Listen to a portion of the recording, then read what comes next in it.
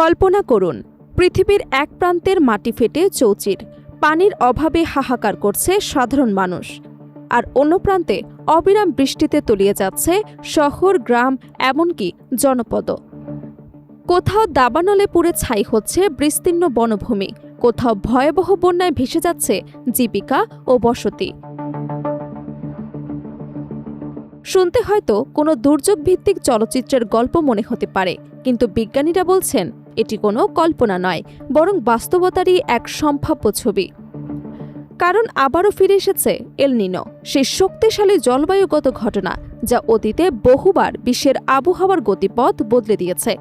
আর বিশেষজ্ঞদের আশঙ্কা, এবারের এল নিনো হতে পারে গত কয়েক দশকের মধ্যে সবচেয়ে শক্তিশালী, যার প্রভাব অনুভূত হতে পারে বিশ্বের প্রায় প্রতিটি প্রান্তে। জলবায়ুবিদদের মতে এবার এটি শুধু একটি স্বাভাবিক আবহাওয়া পরিবর্তনের ঘটনা নয়, বরং বৈশ্বিক উষ্ণায়নের সঙ্গে মিলিত হয়ে আরও বড় ধরনের সংকট তৈরি করতে পারে। এর ফলে খরা, তাপপ্রবাহ, অতিবৃষ্টি, বন্যা এবং খাদ্য সংকটের মতো নানা দুর্যোগের ঝুঁকি বাড়তে পারে।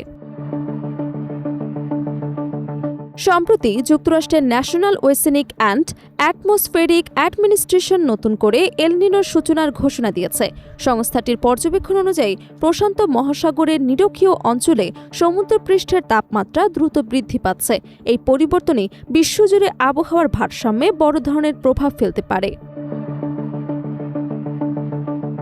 বিশেষজ্ঞদের পূর্বাভাস বলছে 2026 সালের বাকি সময় এবং 2027 সালের শুরুতে প্রশান্ত মহাসাগরের সমুদ্রপৃষ্ঠের তাপমাত্রা স্বাভাবিকের তুলনায় 2.5 থেকে 3 ডিগ্রি সেলসিয়াস পর্যন্ত বেড়ে যেতে পারে।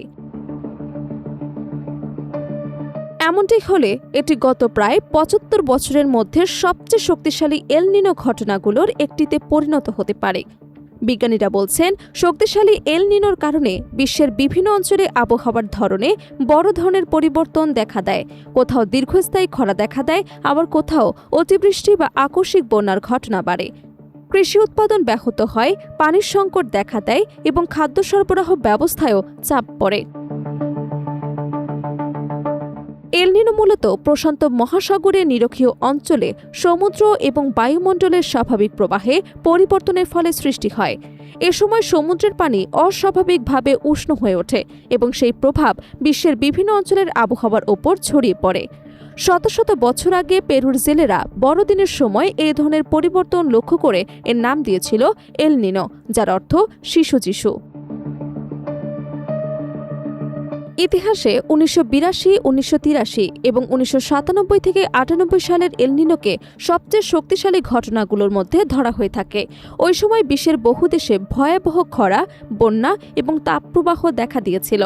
আবহাওয়াবিদদের মতে অতীতের অভিজ্ঞতা বলছে, শক্তিশালী এল নিনোর পর বৈশ্বিক গড় তাপমাত্রা নতুন রেকর্ড গড়ে।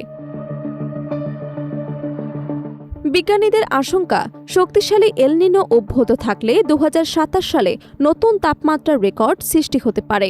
জাতিসংঘের খাদ্য এবং কৃষি সংস্থা এবং ইউরোপীয় কমিশন ইতোমধ্যে সতর্কবার্তা দিয়েছে। তাদের মতে দক্ষিণ আফ্রিকা, সাহেল অঞ্চল, সোমালিয়া, মধ্য আমেরিকা, ক্যারিবীয় অঞ্চল সহ এশিয়ার কিছু দেশ নতুন করে খাদ্য এবং মানবিক সংকটের মুখোমুখি হতে পারে। পৃথিবীর আবহাওয়ার ইতিহাসে এল নিনো নতুন কিছু নয়, তবে ক্রমবর্ধমান বৈশ্বিক উষ্ণায়নের এই সময় এর প্রত্যাবর্তন বিশ্ববাসীর জন্য নতুন উদ্বেগের কারণ হয়ে দাঁড়িয়েছে। এখন প্রশ্ন একটাই, প্রকৃতির এই শক্তিশালী বার্তার সামনে মানব সভ্যতা কতটা প্রস্তুত? আর সেই উত্তরই হয়তো নির্ধারণ করবে আগামী কয়েক বছরের বৈশ্বিক বাস্তবতা।